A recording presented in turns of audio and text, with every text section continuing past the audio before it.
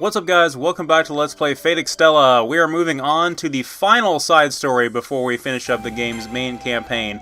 We're going to be playing as Archimedes, so we're going to be playing as the bad guy. So, interesting thing about Archimedes, so you will not be able to unlock his side story until you have completed that fourth and final route, but I wanted to show off his side story before the final route because it makes the story make a little bit more sense, and I really wanted that fourth and final main story arc to be the grand finale of this Let's Play, so I did this very deliberately. But I will warn you guys that the first level you're going to see here in Archimedes' side story is going to be a spoiler for one of the gameplay sequences in that fourth and final campaign. So if you don't wish to know what that mission is like until you've played it for yourself or until we get there with the Let's Play, definitely skip this video and come back to it after the main Let's Play has finished. So we're going to... let's go ahead and go into battle. We'll upgrade Archimedes a little bit afterward. We already have a pretty high bond with him after we unlocked him. So, first level here is going to be against the Ark of the Stars. This is what Archimedes refers to as Velber 2, and it's basically a fragment of Velber, the actual umbral star that has come to the moon cell. So this is how he is going to try to make contact with Velber and break free of his bonds as a servant and as a vassal of the of the moon cell, and become a vassal of the umbral star and continue his plot. So the enemies we're going to be facing off with here are going to be these weird little tentacle enemies here, which go flying like little inchworms when we knock them around. There's also going to be the aggressors on this map are the giant claws. We have to destroy a certain quantity of them to gain access to the inside of the Ark of the Stars. So let's talk about Archimedes in terms of gameplay. So he is a caster class servant, and he's pretty formidable, but he's also pretty balanced. Like fighting him, when we fight him in Altera's campaign, and we'll be fighting him again in the fourth and final route, it's not too obscenely powerful. He has some nice abilities. If you jump and hit triangle like that, he'll drop to the ground and use his discs as little wheels that will cut in that fashion. I think it's a pretty effective move. I really do like to use that. If you hit triangle once while when you're not in a combo, he'll shoot a laser. He has a regular melee combo with his spinning rotary disc things, his wheels, little chakram things. If you hit, I believe if you hit square twice and then hit triangle, you'll do that burst attack there. And if you hit 3 times, you'll do this magic scales attack right here, which is pretty cool because it's almost like it's scales, and it pounds the ground and knocks out enemies around us. So the final attack that he has right here, that's his Extella maneuver, is where these giant axe pendulum things come swinging in when he all drops him to the ground. So you're noticing a reoccurring theme there with Archimedes' gameplay, is that he uses weird gadgets, and I think that's really cool because it really does have a lot to do with his legend, and we'll talk about that very soon. But we're going to have a very interesting little piece of gameplay here. So we're going to be flying into the Ark of the Stars, and suddenly we're playing a shmup. So have fun with that. As if you guys didn't get enough of this nonsense in Nier Automata, you're going to be doing it here again. So you can either... We're flying into the core to try to assimilate the Ark of the Stars and become one with Velber. So these panels that jut out like this, you can either melee them away, or you can avoid them altogether. There's really no penalty for doing one over the other, aside from the fact that you don't want to get hit, obviously, and lose time and health, like I just did there. So, but this is a pretty exciting sequence nonetheless. I really do like this. This is a very unique twist on the gameplay, and we'll see this again in the final campaign. So one thing when I heard that Archimedes was going to be a servant in this game, I was like, hell yes, because first of all, he's a brand new servant, has not been seen in Grand Order or anything up until this point. He's brand new for the Type Moon universe, and he's not a gender bend, which is pretty important when you think about it, because how many times have we had a famous historical figure who is male get gender bend into a waifu? We had it with Da Vinci. I'm just honestly surprised they didn't do it a lot more than they did, especially in the case of Archimedes. I'm just glad that I really like Archimedes' design. It's simple. It makes him look like a young man instead of the old bearded man he's usually predicted as, or depicted as, I should say. And he's not a waifu, so there's that. And I do kind of like his robes, but I definitely like the way they used his tools and gadgets as his weapons. Very nice touch, and I feel like the caster class is pretty appropriate for him. So, we have to do a little sector swap here to go to the other side of Velver 2 in order to infiltrate it again. We have to do this process again in order to complete this map. So we've got to defeat the aggressors, get inside, and destroy that core one more time exactly the way we did in order to complete this stage. So, nothing too bad. There's the laser little demonstration there for you. So, let's talk about Archimedes in terms of historical importance. So, Archimedes existed a very long time ago. He was an ancient Greek mathematician and scientist, and engineer as well, and astronomer. So he studied the stars a lot. He made a lot of very prolific innovations in mathematics, and he was also a brilliant engineer. So some of his exploits included, if you ever hear someone refer to the Archimedes Principle, then it has to do with buoyancy and objects that are in water, and it was named after him, of course. So some of the other things that he did was he invented some basically not quite a trebuchet, but a catapult, and it was used in their army a lot. I believe that's the device we see him using there in the Extella maneuver there, where he slams the ground with those. Obviously, the scales are a reference to mathematics, and the lasers, interestingly enough, are a reference to the rumor that Archimedes had developed a heat ray that would set boats on fire to protect the Mediterranean from invaders.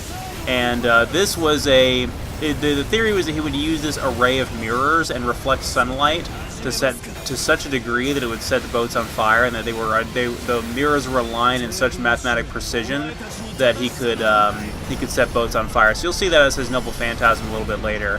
But for those of you that remember, Mythbusters actually attempted to solve that myth, I suppose you could say, by actually creating an array of mirrors to see if it actually could set a boat on fire, and they were unsuccessful. So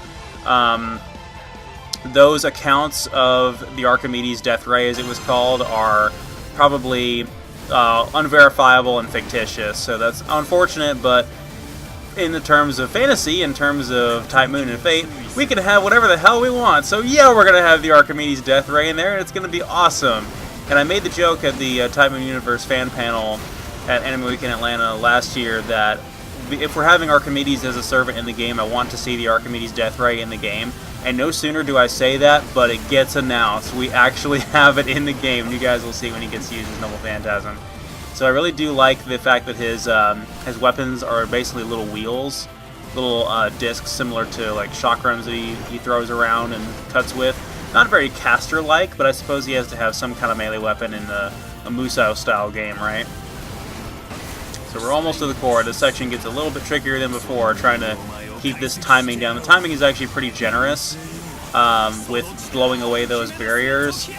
You have a pretty wide hitbox on those attacks, so nothing too bad. We're going to go ahead and use our Moon Drive here.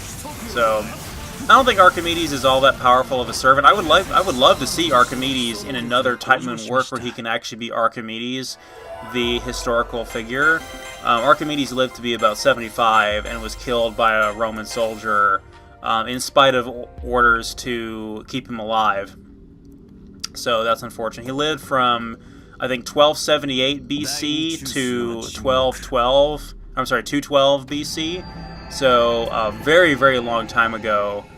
But I'm glad they decided to depict him as a young man. He does look pretty good, but I would definitely love to see Archimedes. I think Archimedes would be a great character to have in another Type Moon work. I think that while he is a great servant by design, the role that he plays in Extella is not necessarily well suited for that character. Like he does play this antagonist, as we've seen, where it seems like he's playing both sides half the time in the early parts of the campaign, where he's doing the whole quantum time reversal thing to go back in time and redo a reset if things don't go out in his favor.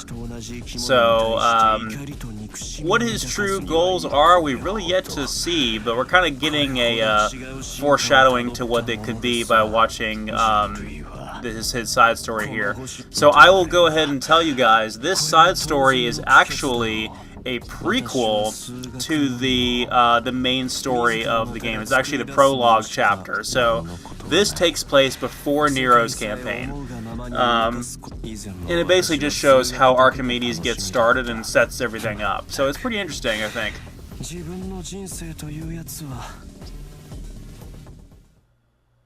Alright, first stage down. This is all in one take, by the way. So yeah, it's interesting. I think Gilgamesh and Altera know who Archimedes is because they were around when he was around, or they were around, before, after, slightly. They were around the same time where they would have heard of his legend one way or another. And then Nero obviously knows who he is. It's a bit of irony there that you have, the Greek and Roman adversaries there, and that Archimedes has his ass handed to him by Nero, who is Roman, so it's pretty appropriate, I would have to say. So now he's made contact with the Ark of the Stars, Velver 2, and now he is made contact with the Umbral Star itself as a result. So now he's going to try to take out Titan Altera in order to quell her. So he's going to try to invoke her wrath upon him and hopefully take control of her, get her to be subdued for a little while. So that means the second stage is Archimedes is going to be the boss battle against the Titan Zephyr, and it will be, I guess pretty easy. This is going to be a little bit more lengthy than the other fights you've already seen. This is the 4th time I'll be showing this fight, and hopefully the last time as well. I don't think we do this fight at all in the 4th and final campaign, because doing that would basically, again, render everything we've been doing up until this point entirely pointless. We don't need to actually destroy her like we have been doing, so hopefully we will be able to prevent her from going berserk and taking on her Titan form, and we'll be able to save Altera, but we'll see what happens. So anyway, again, we've already shown off this fight 3 other times in each of the main stories, but this time Archimedes is just trying to subdue her for now. But the fact that Archimedes behaves the way he does in terms of gameplay means that we're not going to be quite as efficient with this as we would be with the other characters. So this may take a little bit longer, but I'm not especially worried about it. I think we'll be able to get through this pretty quick. But yeah, I love seeing the origin of where Archimedes' plot develops. He does make I would say he makes a good antagonist, but the mishaps and misfortunes that he runs into with us constantly foiling his plans are almost comical. Like, he's almost a joke villain when you really get down to it, especially with Elizabeth constantly ruining his plans, and we'll definitely see a great example of that when it comes to the 4th and final route, the Golden 12 mark. So, we finally knocked Titan Altera down a little bit, so we're going to attempt to attack her main core here. I think we lost a little bit of our... continually using my moon drive for this, just like I would with the other servants, using their regalia form change, the moon crux, but we don't have a regalia, so we don't have a moon crux to use. But the regular moon drive should allow us to deal some good damage. We didn't really deal that much damage to him, unfortunately, but we're going to go ahead and... to her, I should say. God, I'm just flubbing like crazy today, and I'm not enjoying it. It's like I can go through one video and be absolutely flawless in my delivery, and then I'll do another video and I'll be stuttering or saying or mispronouncing things, or the correct word will just fail to arrive in my brain. And it's the most frustrating thing. I just wish I could be consistently consistent, but it's really impossible. Archimedes actually took quite a chunk of damage there, so he's pretty low on health. We might want to do something about that.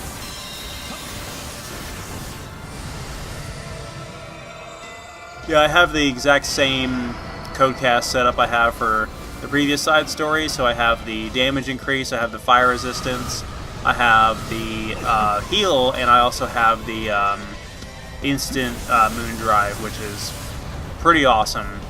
We took another big hit there. Again, Archimedes it's been a while since I've done this fight, and Archimedes is just not very mobile. You can see it's taking a long time for us to deal... Oh, we leveled up. It's taking us a long time to deal really good damage to him. To her. To Titan Altera. We are fighting Titan Altera. We're not fighting Archimedes, we're fighting as Archimedes. Anyway. Yeah, so it's taking a little while to deal good damage to her. But, look at that, like, stare. She's just staring right into the camera. I did buy some level ups, though, but we have a few more levels to go before I'll be where I want to be for the end of this side story. If anything, it would have been better to invest all of the levels you really want to afford before this fight to really make it optimal, because we're just not dealing a whole lot of damage to her.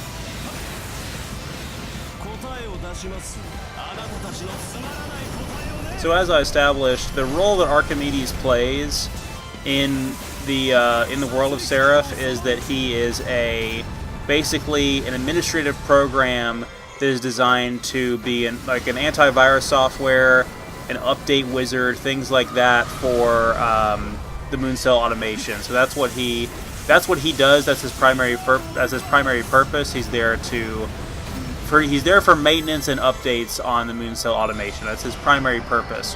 One of the abilities he's been given as that program is the ability for what they call adjacent movement, which means that he can browse basically adjacent realities to our own and look and see. That's how he's able to do the quantum time lock, but he's not able to actually transfer into a different dimension until the corruption happened from the wandering star. So that's why he's able to actually hop dimensions like that. Once everything happens in this particular story, in this side story, once he's become corrupted and everything, he can abuse his administrative powers to basically reset time like he has been doing, and going to an alternate reality where things have not quite happened the way that he intended yet. Whoops, we got hit there, which was pretty bad. We didn't take as much damage that time. So pretty soon her health will fall far enough, and we'll be able to go to the other side of the map. I think it has to be about halfway for that, which is slightly annoying.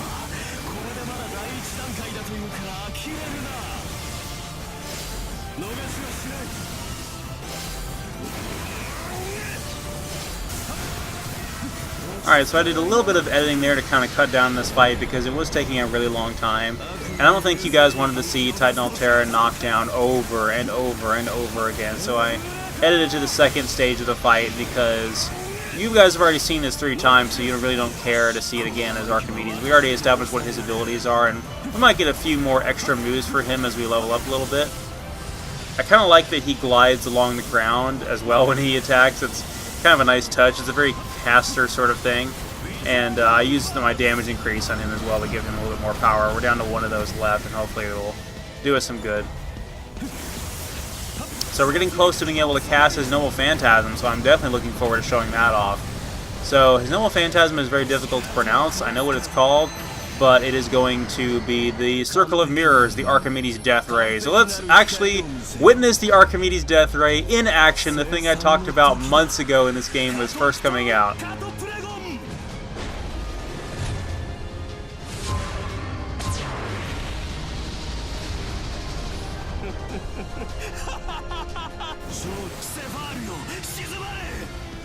Awesome.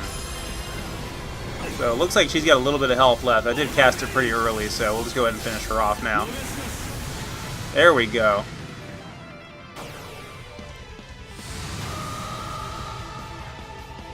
Very cool, though. Definitely worthwhile. Alright, we got one more ability for him. That took a really long time. Okay, so now she is sedated and we can continue with our grand scheme. Our evil plot, as it were. So we're going to go ahead and adjust our setup just a little bit. I'm going to buy some more levels. Again, I should have bought those levels before that fight instead of after, because Now we really don't need them as much. This next stage is probably the easiest out of the three. It's the most simple. It's almost like we're going backwards through the game a little bit is what this feels like. But it is cool to be able to use Archimedes on a regular stage. Of course, this stage is a little bit unconventional. So, using Archimedes is a little bit like Artoria in the sense that his campaign is not it's not the same linear setup as we had before, because just like Artoria, Archimedes is an independent faction, so he doesn't have a team he's allocated with, so he can't just pick from those existing missions.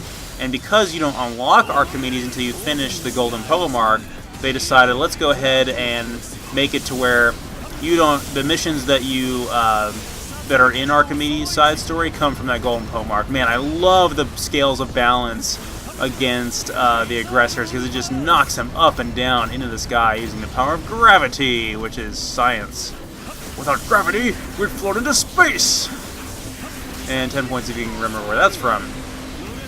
Anyway, so this is actually just a pretty linear stage. So as you can see, this is the same stage we had at the very, very beginning of Altera's route. It's the Fuyuki City stage, but it only has the 4 sectors, and so completing the regime matrix is going to be incredibly easy here. But basically, we're on the hunt for a vessel. We're on the hunt for a minion for our evil doing. Every villain needs a sidekick, so we're going to look for one right now, and we're not picky, so we're going to find whoever the hell is out here in the middle of nowhere on the moon cell, and we're going to convince them to do our evil bidding, and hopefully that will be easier said than done. So again, we're going to demonstrate some more of Archimedes' combat abilities here against some regular enemies so you guys can get a better feel for how he behaves. Similar to Artoria, like I said, to put him against bosses and weird gameplay mechanics like that means that the learning curve is a little bit tricky, because you don't really get to fight regular enemies at first with him, so figuring out exactly how he plays is it takes you until you really get to this stage. Or if you want to do a free battle with Archimedes, you can basically have him go against any server you want. I really do like those little tornado cannon things he has there. I think that's a reference. It might be a reference to the Archimedes screw thing that he invented, which was basically he made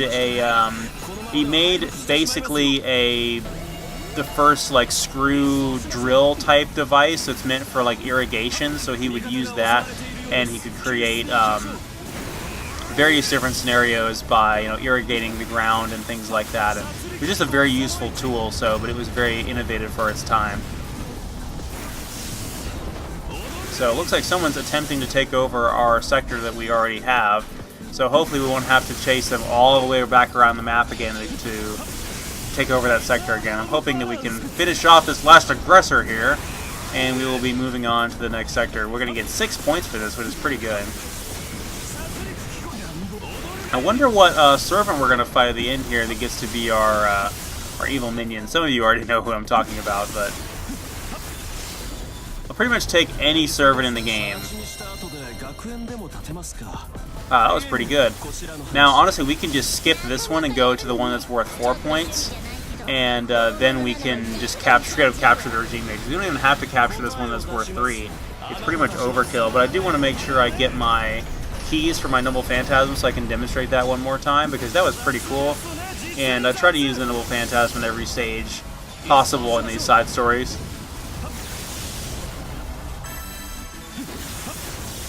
So before we go into the 4th and final campaign, the Golden Pole Mark, I really just wanted to thank you guys so much for all the support this Let's Play has gotten. I really have enjoyed the engagement I've gotten from you guys. Mainly early on, the engagement has definitely fallen off a lot as the months have gone on here. It started falling off around Altera's campaign, which really is a damn shame, because this Let's Play, at least for me in terms of quality, and the content that I'm delivering to you guys has only gotten better and better and better as it's gone on. It's a shame that the videos that got the most views are from Nero's campaign on the Japanese Vita version where we started, when the storyline at least and the fundamentals of the gameplay mechanics only gets better and better as you go throughout the game. And the fact that this game even exists and me playing it, enjoying it, really has been a memorable experience and an invaluable one at that. So I really do appreciate each and every one of you that's taking the time to watch the videos. Comment, give me some feedback. Any of those things that you guys have done for me, it's immeasurably important to me, and I would not be as enthusiastic about these games were it not for that. So I really do appreciate, like I said, the support you guys have given, and I definitely plan to continue making more Fate and Type Moon related content. Hopefully you guys watched the MomoCon video and you guys are excited about the next Type Moon Universe fan panel coming up next weekend. And I'm definitely looking forward to playing some more Muso games. So the Dragon Quest Heroes Let's Play is entering its final stages of test playing, but like I said the last time I talked about it, Dragon Quest Heroes is a much more deep and expansive game than I thought it was originally when I told myself I was going to Let's Play it. So I may actually put that one on the back burner and do some other ones for a while until I can do a really thorough test run, because I feel like that's going to be a very long Let's Play, and the videos that are that's going to consist of are going to eat up a lot of hard drive space. So I've got to be pretty conservative with that when I want to do it. So I may decide to do Berserk and the Band of the Hawk first. That's the other Muso game that I want to do very soon. Berserk and the Band of the Hawk is a little bit more generic. It's a little bit more simple. It's more of your standard fare Koei Tecmo hack and slash. It does make good use of the licensed property like they all do, but it's definitely not Extella. Extella got really creative, and just the overall quality of the gameplay mechanics in Extella is a lot better than the 90% of the other Muso games out there, in my opinion. So, alright, so we captured the Regime Matrix. All of the enemy factions' points are gone, and we've captured the entire thing. Well, actually, it looks like they took that other sector back from us, which is fine. I really don't care. I'm going to go there and get my last piece of my key from the Noble Phantasm. And we'll have the enemy servant go ahead and spawn. Oh, great. They're way over there. So, let's go ahead and head over, I suppose. Where's that key? There it is.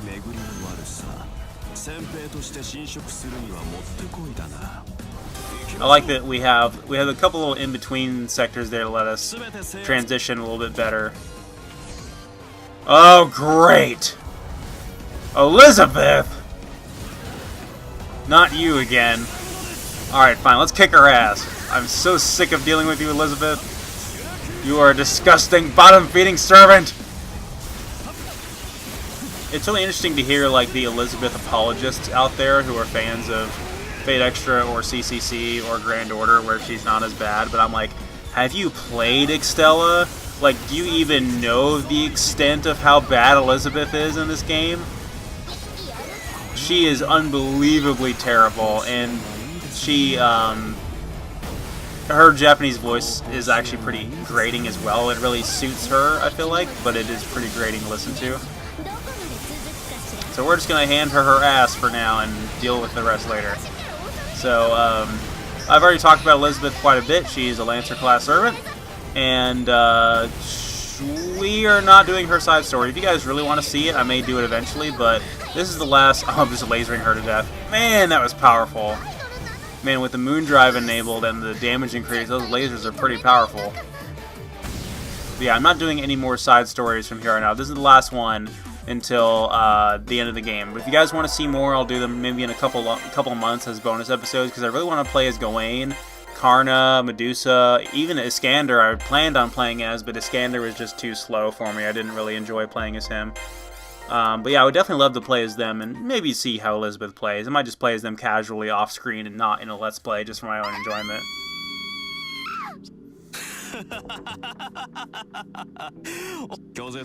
Come here. You will do nicely. I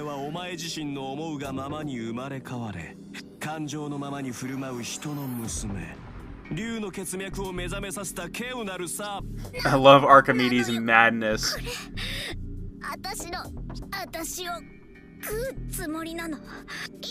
I just imagine him picking her up and shaking her around.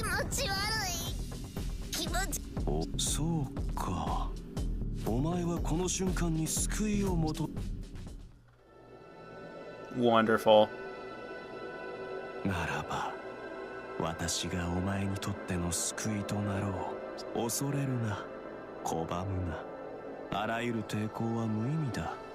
Next time, the epic conclusion of Fate Extella, the Golden Poem Arc.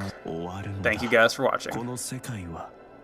その時、幸運にもお前は選ばれた。我が姿を見よ。我が数式たる円の真なる完成を見よ。空を仰げ。優勢の光を尊ぶがいい。これより始まるのは